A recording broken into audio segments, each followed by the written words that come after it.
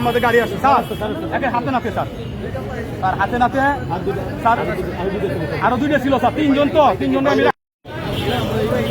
করছি।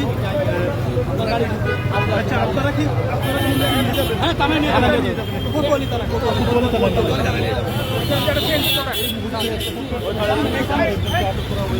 এবং প্রশাসন তাদেরকে এই মুহূর্তে নিয়ে যাবেন।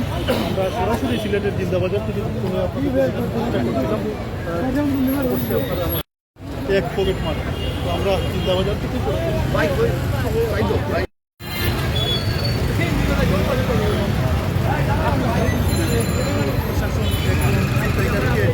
আটক করে নিয়ে যাচ্ছেন। আমরা জিন্দাবাজার থেকে যুক্ত হয়ে আপনাদেরকে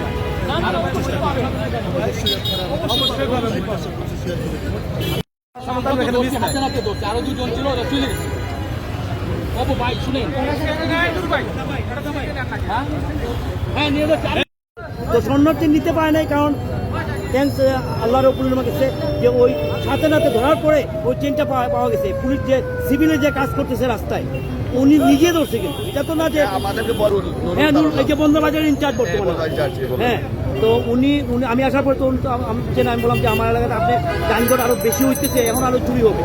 তো ওনার থানাতে নিয়ে যাচ্ছে এবং এটার বিরুদ্ধে মামলা হবে।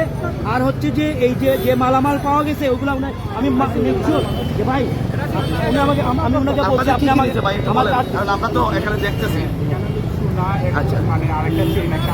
কার কাছ থেকে নিচ্ছে। ও আচ্ছা, এখন কি ওরা টানানো হয়েছে?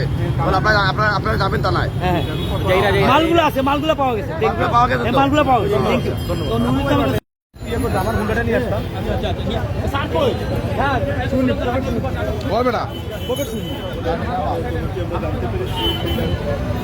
উল্টাই লেখা দিল না এটা রোয়া।